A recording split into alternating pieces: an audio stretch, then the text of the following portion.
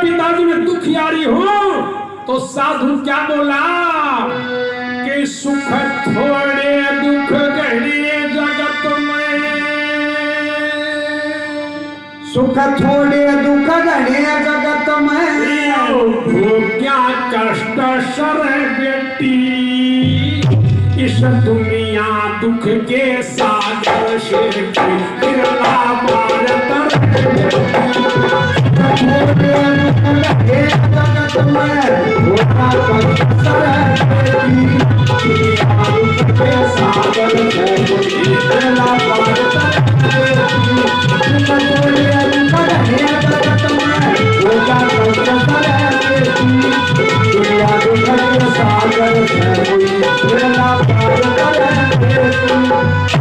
बेटी इस दुनिया में जो जन्म लेके आया वो कोई सुखी नहीं है, सारी दुनिया दुखी। और सुन ले बेटी कौन कैसे दुखी कौन कैसे, एक एक बोल को आप भी ध्यान से सुनना।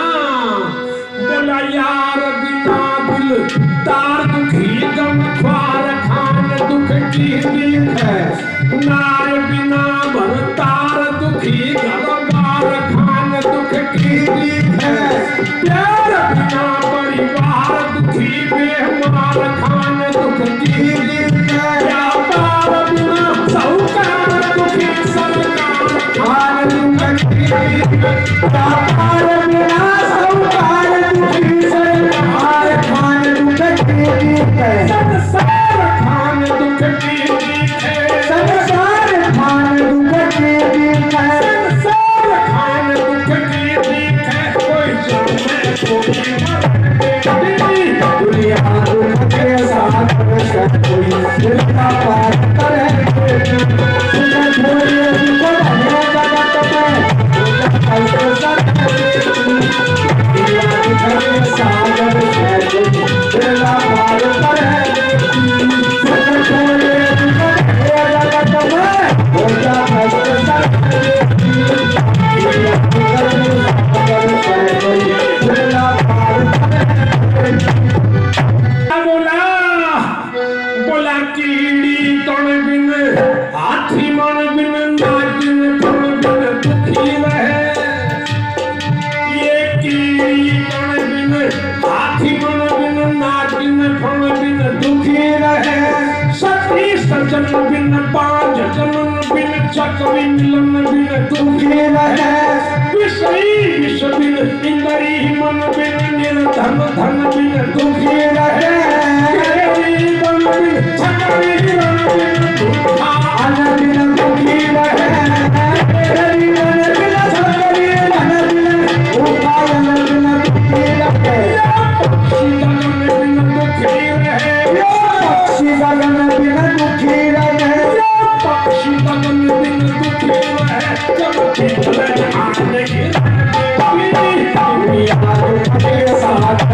कोई जितना पार करे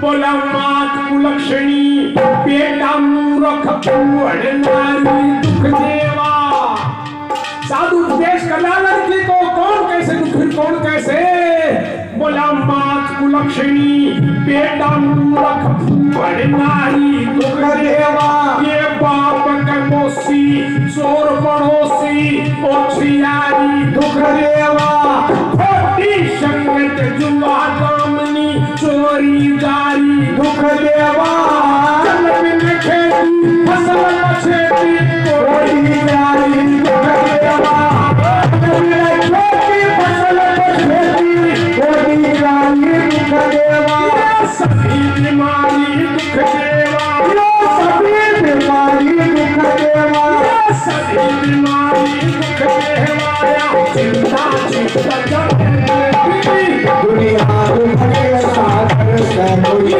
जितना पार करे तुम छोड़े दुख के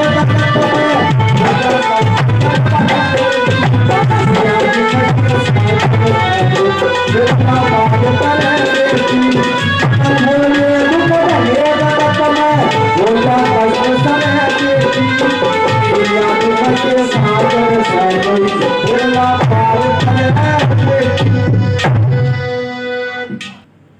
बोले भाई जी प्रोग्राम खासी हो गया कि डायनी जी बोले आऊंगा आयु सुनो और 100 रुपए दे कशिश कर रहा कौन कैसे दुखी कौन कैसे बोला खेत उगाड़ा माँ में पाड़ा कंडा काड़ा दुखी करे बीत में आड़ा पछीत में नाड़ा घर में शाला दुखी करे आँख में जाला पैर में छाला ताले में काला दुखी करे ठोठा नाला बिगड़े ताला घर चकुड़ाया दुखी करे ठोठा नाला बिगड़ा ताला घर चकुड़ाया दुखी करे आवे दीवाला दुखी करे दीवाला दुखी करे आवे दीवाला दुखी करे लो कर्जा चंगा कर दुनिया दुनिया सागर से कोई बेड़ा पार करे बेटी छोड़े दुख घने जगत में होगा कष्ट सहे बेटी दुनिया दुख के सागर से कोई बेड़ा पार करे बेटी छोड़े दुख घने जगत में होगा कष्ट सहे बेटी दुनिया दुख के सागर से कोई बेड़ा पार करे बेटी।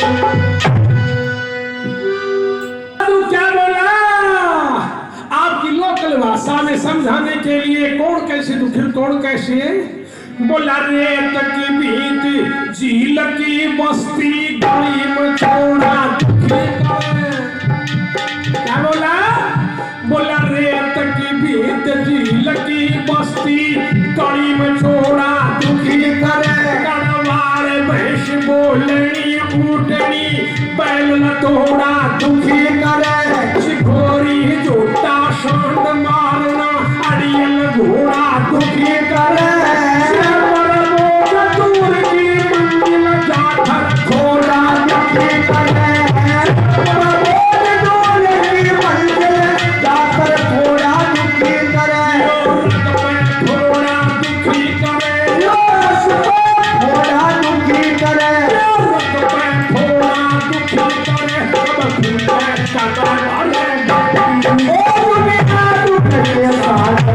कोई बेड़ा पार करे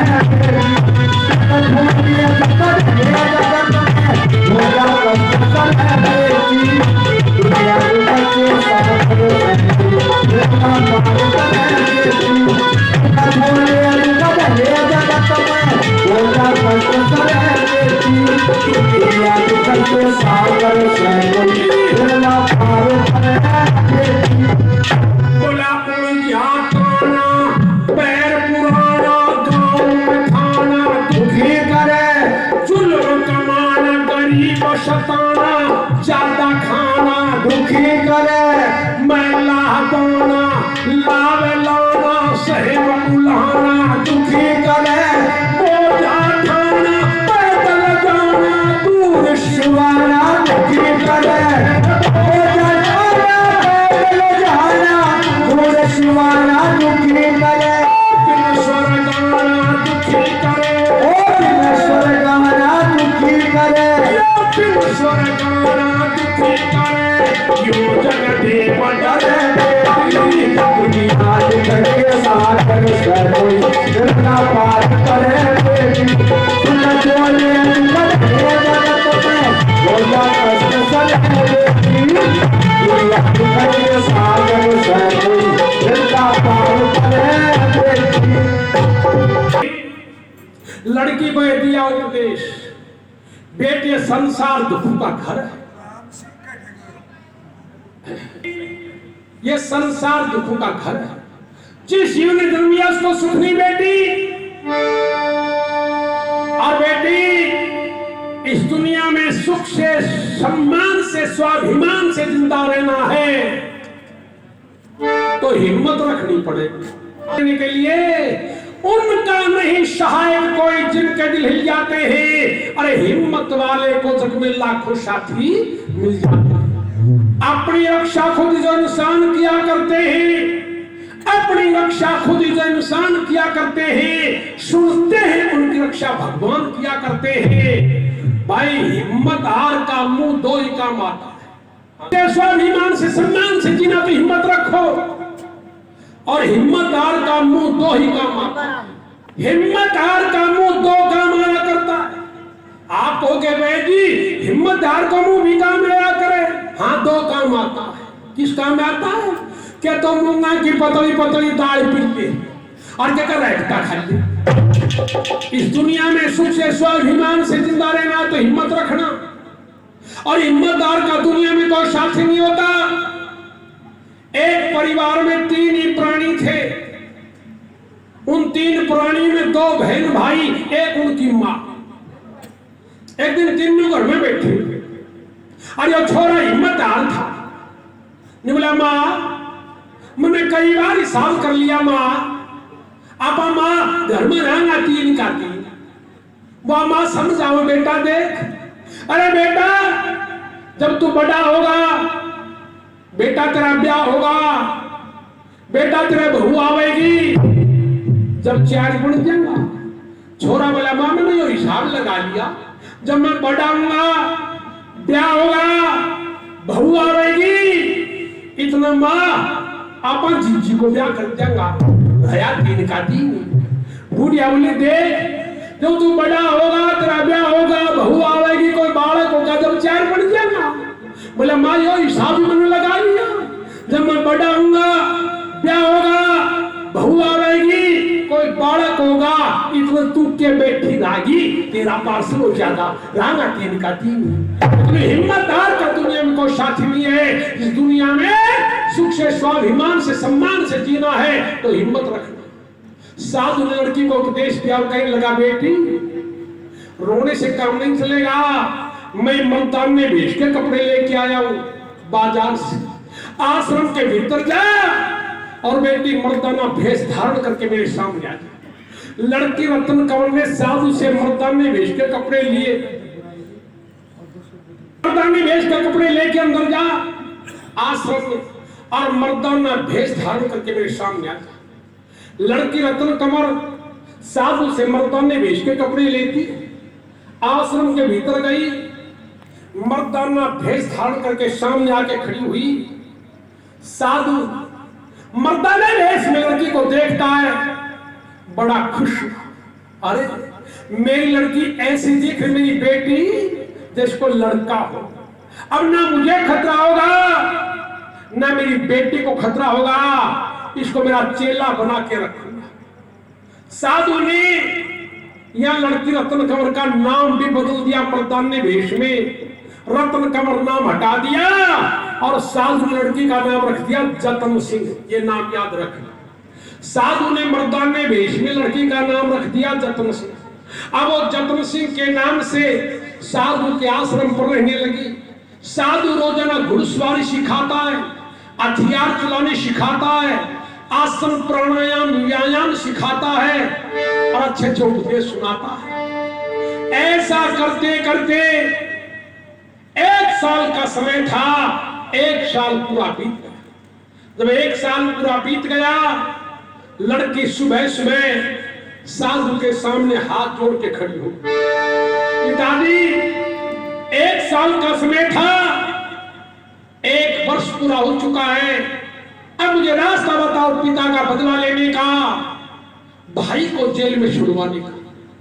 साधु तो योगी था, ऋषि था, तपस्वी था, फिर भी कहने लगा अच्छा बेटी आज 1 साल पूरा हो गया।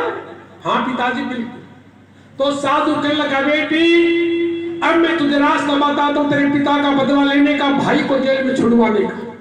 कहो पिताजी। अब यहाँ इस कहानी का तंत्र भी शुरू होगा, 2-3 नाम और नए आएंगे, वो भी ध्यान में रखना। साधु कहने लगा बेटी मगध देश का एक राजा है, जिस राजा का नाम है प्रभाकर राय।